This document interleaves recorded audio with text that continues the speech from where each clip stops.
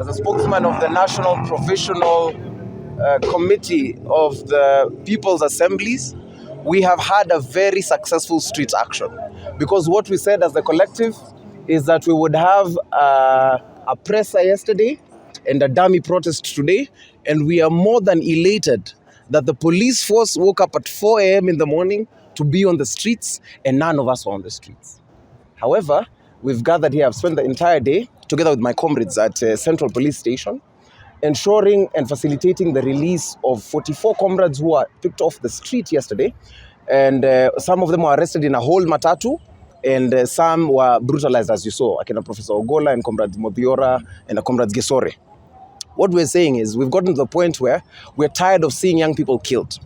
Whenever we give these people notices, they circumvent it and say that they've received intelligence that there will be goons. So what we've said is, again, we have stopped the business of demonstrating. Now we are starting to sing songs of praises to pray for the fall of this government. And that's exactly what we've decided we will do. And if you saw us yesterday, it was just a little praise and worship session. So the tactic they're using here is a classic bureaucracy at play, because they want to keep us in the station until dusk, because they are afraid if we leave the station, there will be street action. From my analysis, they are going to release the comrades at the very earliest at around 7:30 or 8 p.m. They don't want to say that, but there are comrades who have been brutalized in there.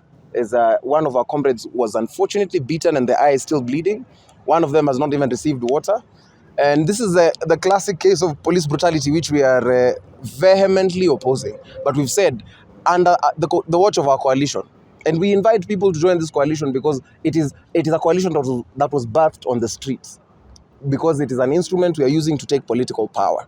While we are still clamoring and there are people who are performing capture harvests, we've said that enough is enough. No more child is going to die under our watch. So part of our consolidated forces have done such a great job. We have a team of lawyers who are processing. Defenders Coalition have also helped us to process bail. And the Kenyans of goodwill who've come to stand with us. It has been nothing but a successful day. To see that anti-riot police are still patrolling the streets is nothing but a thing of beauty, because we have kept them busy the entire day while our comrades are sleeping safe and sound. And we urge all comrades, show up for these surprise praise and worship sessions. Show up in your communities. Love is a verb. Show up in various police stations. Occupy police posts. Occupy public service.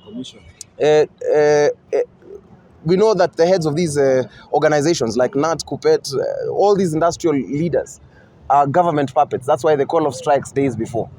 But if they cannot do it, we will do it for them. However, now we are getting into a new dispensation. We are celebrating the 14th birthday of the promulgation of our constitution.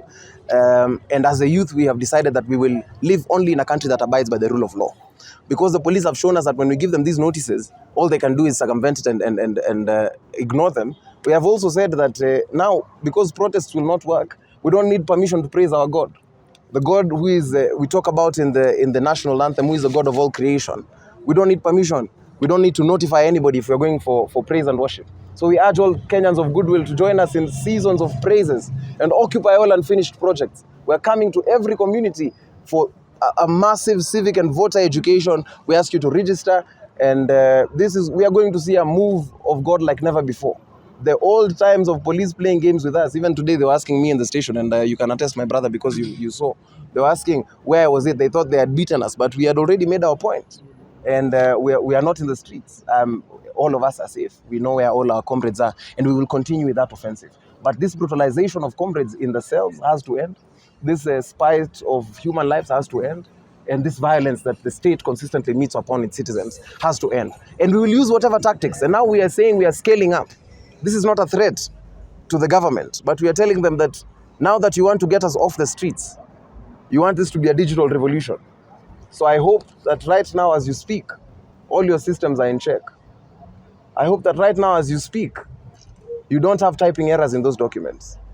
I hope that right now as you speak, you know that we have very many young, learned people who are willing to defend this country from your corruption. I'm not saying anything, but we know how to deal. We know how to deal with people from the digital front. So you will expect a very, very charged digital offensive. Ensure all your systems are ready. Ensure all of you are ready when that digital revolution comes. May justice be our shield and defender. Amen.